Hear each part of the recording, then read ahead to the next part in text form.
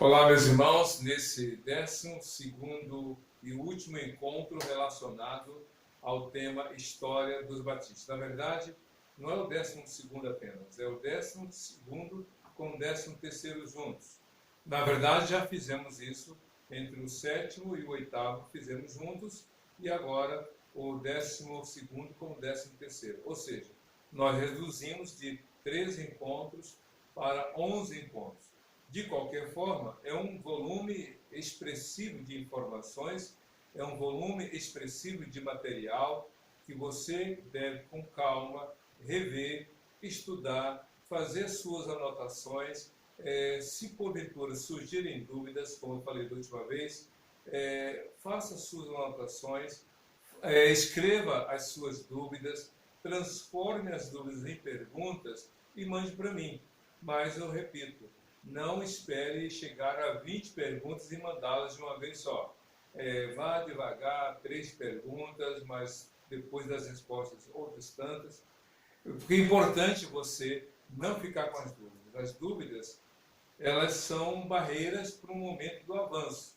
Se você está caminhando e alguma dúvida surge no meio do caminho, é natural você parar, é natural você ponderar, é natural você se questionar. E aí, então, faz com que você gaste mais tempo ali remoendo, revendo, do que avançando. Então, surgiu uma dúvida, pergunte. Se eu souber, direi que sim, darei a resposta. Se eu não souber, direi que não sei, que vou precisar mais.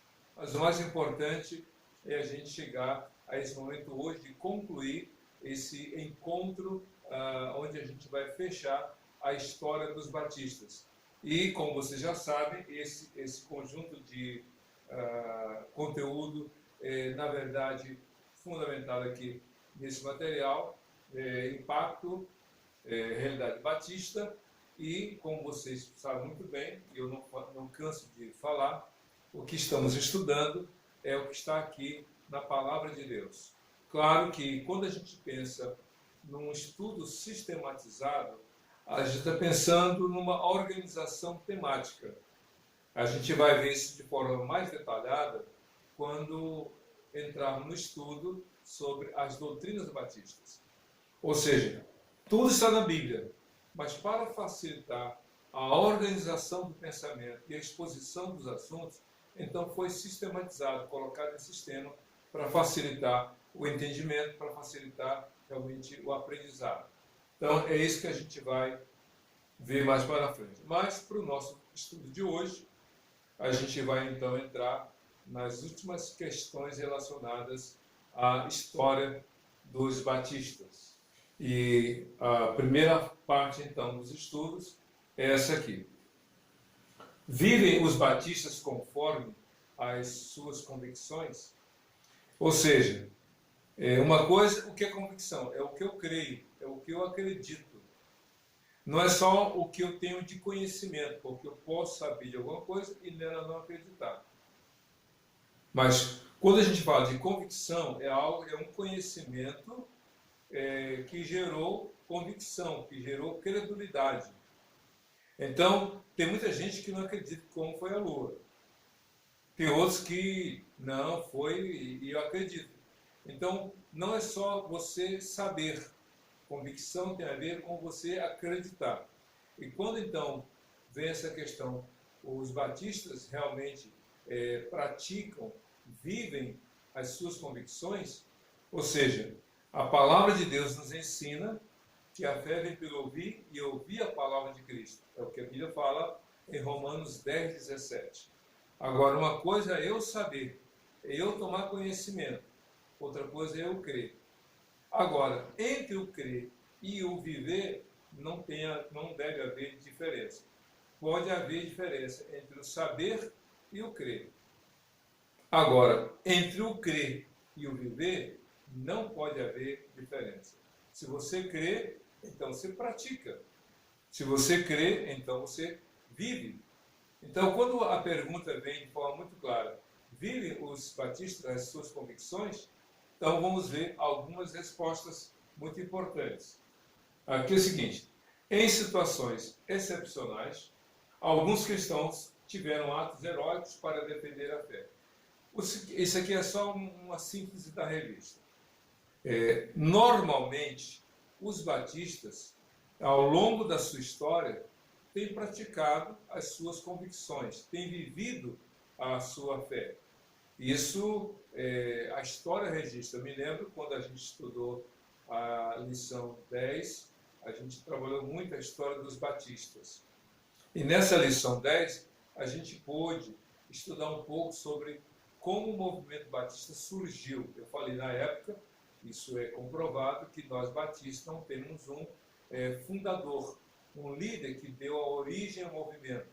A gente sabe pela história que um grupo de pessoas resolveu, lá na Inglaterra, estudar a palavra e distanciando-se daquilo que era o movimento religioso na época, quando havia uma igreja estatal, digamos assim, uma igreja da monarquia, ou por ela organizada, e o rei era o seu líder máximo.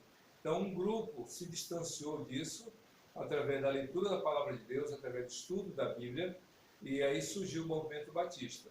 Devido à perseguição, à obrigatoriedade de confessar a fé professada pela igreja estatal da época, então esse grupo foi para a Holanda, e depois de ter organizado uma igreja ali, dando base ao batismo e à confissão voluntária, uma parte do grupo voltou para a Inglaterra, e dali se espalhou para os Estados Unidos, América Central, América do Sul, depois para a China e assim por diante. Bom, resumir a matéria. A questão toda aqui é o seguinte: ao longo do tempo, a gente vê esse movimento dos cristãos, em particular os batistas, dando testemunho da sua fé, praticando o que criam. Agora, em algumas situações excepcionais, especiais, alguns cristãos, alguns batistas, foram até o limite das suas possibilidades, alguns deles se tornando mártires. Você sabe que a palavra mártir, como eu já falei em outro estudo, mártir é a palavra grega para testemunho. Daí a palavra martírio, ou seja, a mártir é aquele que não renuncia à sua fé e que vai até as últimas consequências dando testemunho de sua fé. Isso nos faz lembrar daquele texto lá de Apocalipse, uma das 7 cartas. Ser fiel até a morte e dar-te-ei a coroa da vida. Esse ser fiel até a morte não é a pessoa que se converte aos 15 anos e morre crente aos 90. Ou seja, permaneceu realmente na fé por 75 anos. Não é isso. Esse ser fiel até a morte é, ainda que você corra risco de morte, que você se mantenha fiel. Então, alguns batistas, a história registra, foram além de uma vivência normal, porque não abriram mão da sua fé, foram as últimas consequências. A partir de Estevão, que é o primeiro exemplo, o primeiro mártir da igreja primitiva, a primeira pessoa que morreu por causa da sua fé, a gente vê que ao longo da história, várias pessoas foram pelo mesmo caminho. É claro que, se você pesquisar como morreram os 12 apóstolos, você vai ver que todos eles tiveram mortes muito difíceis, mortes dolorosas, antecipadas por tortura e tudo mais. E os batistas, em particular, como denominação, também algumas pessoas tiveram muitas dificuldades, atos heróicos, perderam bens, perderam emprego, foram abandonados pela família, mas não deixaram de testemunhar. Então, tem que haver uma coerência. Esse é o ponto principal entre o que você diz e o que você vive. Não tem aquela história, faça o que eu falo e esqueça o que eu fiz. Não. Você tem que faça o que eu falo, fale o que eu falo e faça o que eu faço. Ou seja, tem que haver uma coerência e você tem que testemunhar no emprego, em casa, por onde você andar. Lembra que nós falamos sobre sal e luz? Então, algumas pessoas deram testemunho de sua fé e com atos realmente extraordinários, dando testemunho de sua convicção no Senhor. A segunda frase é muito interessante. Os que se afastam das convicções cristãs, é necessário, a frase não está completa, é necessário arrependimento e retorno à fé. É uma frase oposta. enquanto que alguns foram ao limite de sua fé no Senhor, alguns foram mortos até por causa de sua convicção cristã. Eu me recordo muito bem que na história dos batistas no Brasil, houve uma época, no início do Brasil batista, lá depois do dia 31 de agosto de 1882, quando foi organizada a primeira igreja batista, quantas perseguições, batistas foram apedrejados, foram ridicularizados, foram chamados de bode, foram chamados de as pessoas do livro da capa preta, e por aí vai. Mas não abriram mão da fé. Aqui não, aqui a segunda frase é o oposto. Aquela questão da pessoa que um dia começou firme na fé, mas que renunciou, que foi abrindo mão da sua convicção cristã, que foi se desviando, entrando para as heresias. Eu me recordo que recentemente eu vi um filme que conta a história real de um pastor de uma igreja, não vou dizer a denominação.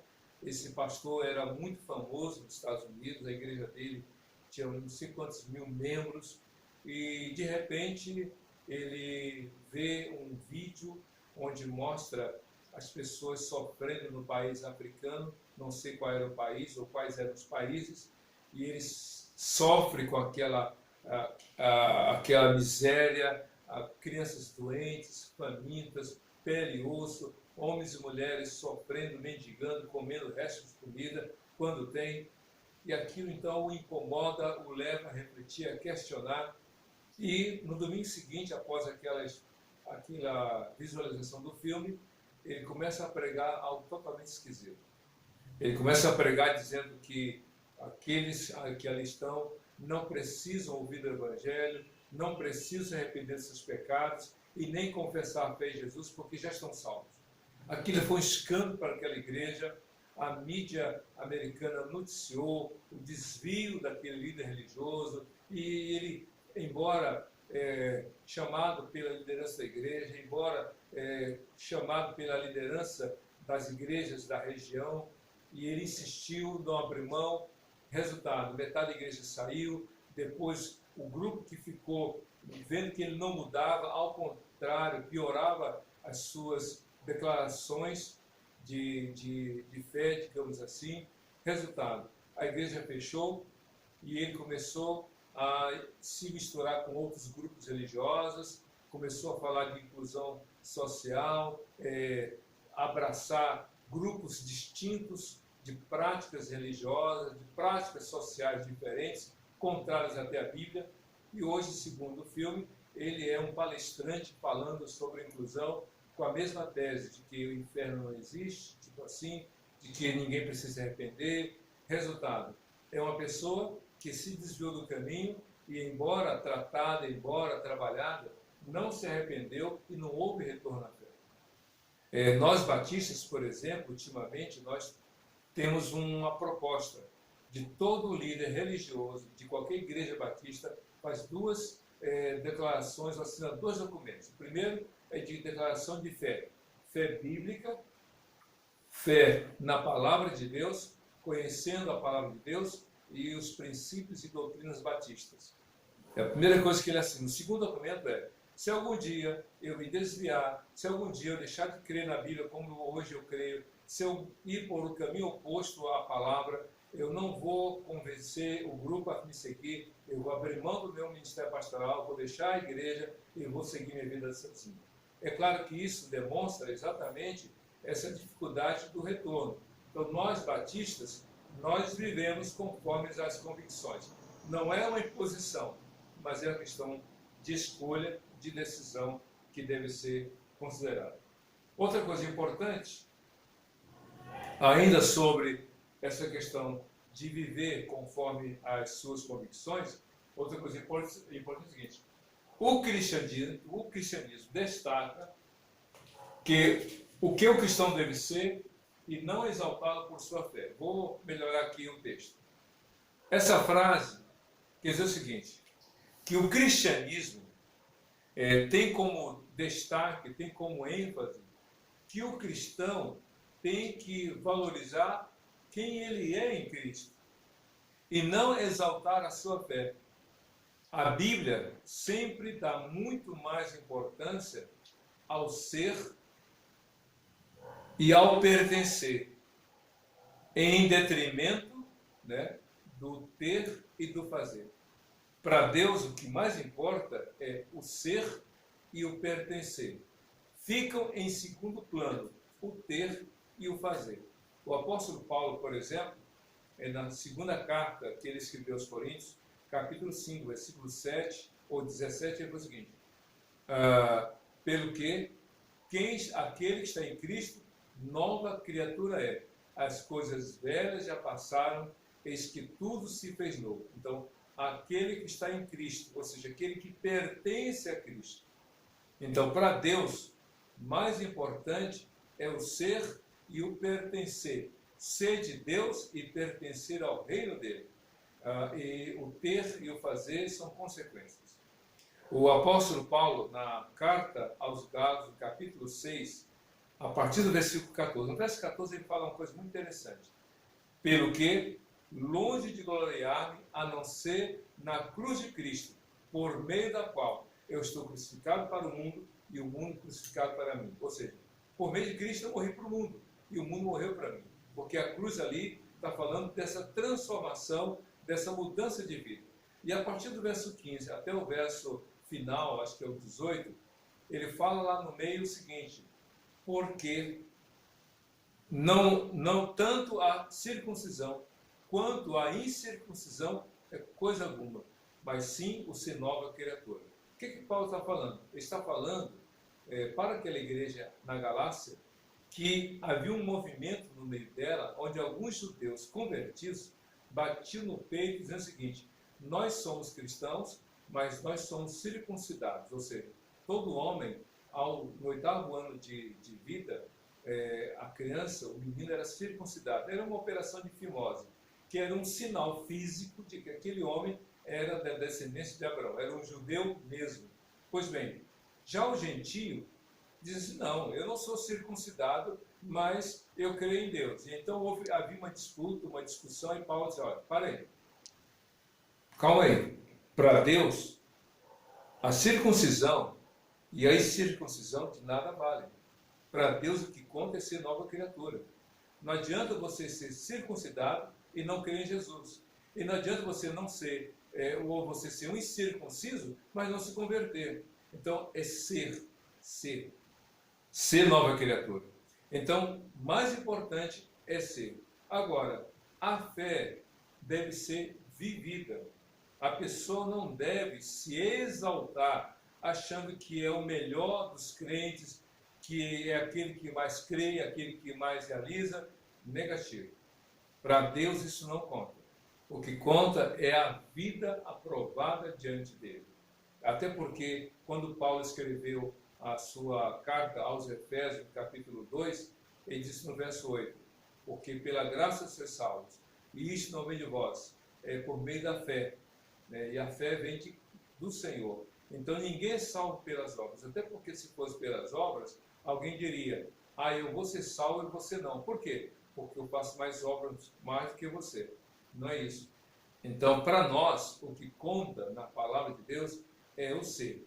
A fé não deve ser motivo de exaltação. E esta frase é de Kierkegaard, que foi um pensador cristão que falou sobre essa experiência, Søren Kierkegaard. Então, não é possível que você venha a exaltar, até porque a fé verdadeira não leva o homem a se exaltar.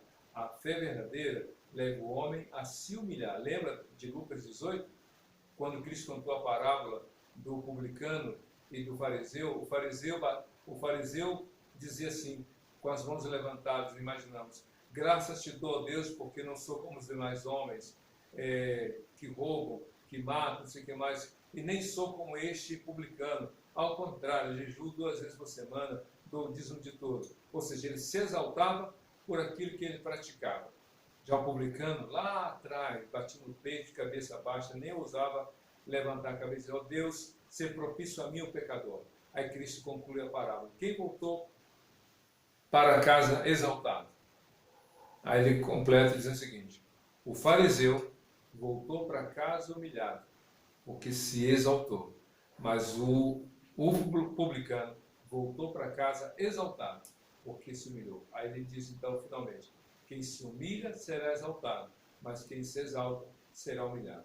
Então, para nós, não conta, não deve ser valorizado o que temos ou o que fazemos, mas quem somos e a quem pertencemos. Somos de Jesus e pertencemos ao reino dele.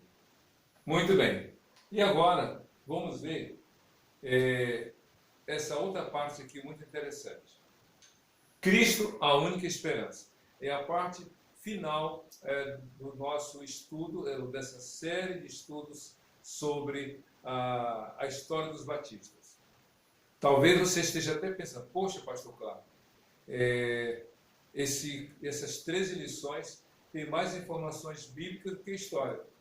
Sabe por que isso que eu estou forçando ou fazendo essas conexões entre as nossas falas e declarações batistas com a palavra? É porque de nada adianta você saber da história dos batistas e você não absorver aquilo que nós temos como base a nossa fé. Mais do que o movimento, é a fé. Nós não estamos fundamentados, firmados em movimento. Porque os movimentos vêm e passam. Denominações surgem e desaparecem.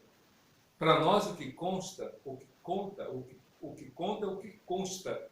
Consta da palavra, está na Bíblia, então eu creio. É isso que vale. Então, para finalizar, vem essa aqui declaração. Cristo, a única esperança. Se eu pudesse pegar aqui agora uma caneta, um marcador de texto em cor bem berrante, eu iria marcar essas palavras com esse artigo. Cristo, a única esperança. Primeira coisa, Cristo não é um nome. Cristo é um título. Se você se lembra de Lucas capítulo 2, versos 10 e 11, o anjo falou para os pastores: não tenham medo, eu trago para vocês novas de grande alegria. É que nasceu para vocês, aí ele coloca 3 títulos: o Salvador, que é Cristo, o Senhor. Ali não tem nome, só tem título. 3 títulos dados a Jesus. O nome foi dado pelo anjo Gabriel lá ao pai de Jesus, José, quando lá em Mateus capítulo 1, do verso 18 ao verso 25, o anjo falou para José em sonho. E você vai dar o nome de Jesus, porque ele salvará o seu povo dos seus pecados. Mateus 1, versículo 21. Pois bem, Cristo, Jesus é o nome, que em hebraico significa Deus é a salvação. Yeshua, Deus é a salvação, ou de Deus vem a salvação, ou Deus é o Salvador. Os 3 significados estão corretos. Pois bem, o nome é Jesus, mas o título é Cristo. E Cristo, se você falar Cristo, você já está falando em grego. Porque Cristo significa ungido, escolhido, enviado. Jesus, o Filho de Deus, foi escolhido pelo próprio Deus para servir como o único meio de salvação. Ele foi ungido, separado, para morrer na cruz por nós. Então, se você fala Cristo, você já fala grego, que significa ungido, separado, escolhido. E se você fala Messias? Messias é uma palavra hebraica e significa Hamashia, como alguns falam. E Messias é uma palavra hebraica que significa ungido, escolhido, enviado. Então, em grego, Cristo, em hebraico, Messias, mas as duas palavras têm o mesmo significado. Então, Jesus é o Cristo de Deus. Jesus é o escolhido, o ungido, separado para vir ao mundo, morrer na cruz pelos nossos pecados e ressuscitou ao 3º dia e após 40 dias andando na terra foi para o céu e de lá voltará para levar a sua igreja. Então, Cristo é a única. E esse artigo aqui é muito importante, porque se nós tiramos o artigo e tiramos a palavra única, nós iríamos dizer Jesus, esperança. Lembra que ele antigamente tinha alguns adesivos em alguns carros que era o seguinte: Jesus, não, Cristo é vida. Era um adesivo com faixas coloridas e a frase: Cristo é vida. Se você achou que aquela frase estava correta, você infelizmente está errado. Essa frase não está correta, nem naquela época nem hoje. Sabe por quê? Porque Cristo, a frase correta não é Cristo é vida. A frase correta é Cristo é a vida. Lembra João 14,6? Eu sou o caminho, eu sou a verdade e eu sou a vida. Por quê? O A é importante, porque A é artigo feminino singular, enquanto que um ou uma vida é artigo feminino singular, indefinido. Por quê? Uma é qualquer uma. Agora, quando diz Cristo é a vida, está definindo. E quando aqui tem Jesus, a esperança, e vem o única antes da palavra esperança, está falando da exclusividade. Ele não é só a esperança, ele é a única esperança. Se você ler, por exemplo, João capítulo 6, lá no final, depois que Cristo multiplicou os pães e os peixes e deu para mais de 5 homens, sem contar mulheres e crianças, ou seja, ele alimentou aí por volta de 15 mil pessoas. Pois bem, segundo alguns, esse foi o número. Ao final daquela multiplicação, Jesus vai para uma outra cidade, toda aquela multidão vai atrás dele. Aí Cristo fala: vocês não vieram atrás de mim por causa da palavra que eu preguei e vou pregar. Vocês vieram atrás de mim por causa do pão que eu multipliquei. Não. Vocês não devem procurar o pão que mata a fome física. Vocês têm que buscar o pão vivo que desceu do céu, que sou eu, que mata a fome espiritual. E aí ele dá um sermão muito grande. Um sermão onde ele diz: quem não comer do meu corpo e beber do meu sangue não terá parte no reino. Aí, ao final daquele sermão, sabe o que a Bíblia diz? Muitos disseram assim: dura esse discurso, quem pode ouvi-lo? E todos se retiraram. Só ficaram os apóstolos. Aí Cristo olhou para eles: e vocês? Vocês vão querer também me deixar? Querem também me deixar? Sabe o que a Bíblia fala? Que Pedro, como porta-voz dos 12, disse: Senhor, para onde iremos nós?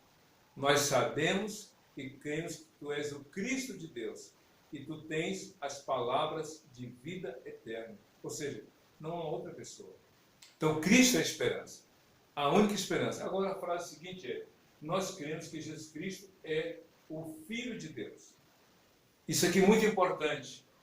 Nós cremos... Assim, deixa eu falar a frase anterior. Os batistas são um povo que abriga uma esperança. Deixa eu corrigir. Essa expressão, tem que ser corrigida, porque se dissemos lá em cima que ele é a única, então nós temos que dizer que nós abrigamos a única esperança. Porque não pode haver uma esperança menor com base na única esperança que Cristo tem que ser a mesma. Então, se nós queremos que Cristo é a única esperança, então nós abrigamos essa única esperança. Ou seja, nós comunicamos ao mundo essa esperança em Cristo. Aí sim, agora, essa frase: nós cremos que Jesus Cristo é o Filho de Deus. Não sei se você já viu a palavra peixe na língua grega. Peixe na língua grega é ictus. I-X-T-U-S. Fazendo uma transliteração. I-X-T-U-S. Só que peixe na língua grega também é uma sigla. Jesus Christus Theos Hoiosorte. Quer dizer, Jesus, Jesus é Jesus, Christus é Cristo, Theos é Filho, Theos quer dizer Deus, Huios, Filho, Sorte, Salvador. Então, Jesus Cristo Theos Hoiosorte. Jesus Cristo, Deus Filho, Salvador. Então, Jesus Cristo é o Filho de Deus. Agora, outra frase: cremos que não há outro nome além de Jesus Cristo para a nossa salvação. Não há outro. Ele é exclusivo. Jesus Cristo é o único Salvador. Você precisa crer. Atos capítulo 4, versos 11, aqui sou saudoso. No verso 11, o apóstolo Pedro repete, está no Velho Testamento: Ele é a pedra fundamental ou a pedra de esquina. Quando alguém vai construir um edifício, lança-se a pedra fundamental, que é a base para construir todo o restante do edifício. Então, Cristo é o alicerce, a pedra fundamental da sua igreja. Aí no verso 12 ele fala, porque não há nenhum outro nome debaixo do céu dado entre os homens pelo qual ou por meio do qual devamos ser salvos. Cristo é único, ele é único. Agora, para finalizar, a gente vê essas outras declarações. Os batistas creem na vitória final do Senhor Jesus Cristo ressuscitado. Cristo veio como servo sofredor, ele sofreu açoite, ele padeceu na cruz, ou a tortura, morreu na cruz, ao terceiro dia ressuscitou. E ele venceu tudo. E quando ele vier pela segunda vez, ele vai evidenciar a prova sobre tudo e sobre todos. Por exemplo, Mateus 25, a partir do verso 31, ele falou sobre o juízo final. O juízo final vai acontecer e você precisa estar preparado para esse dia. Prepare-se para o juízo final. Não haverá esse negócio de, eu não quero ir, não estou afim, estou de mal. Você irá, porque todo mundo, do menor ao maior, todos vão estar diante de Jesus, o Rei. Segundo, vitória sobre a morte. 1 Coríntios, capítulo 15. Não só a partir do verso 25, como está indicado, mas a partir do 1º ao verso 58, Paulo fala sobre a vitória de Cristo sobre o pecado, sobre a morte, porque ele ressuscitou e nos dará essa mesma vitória.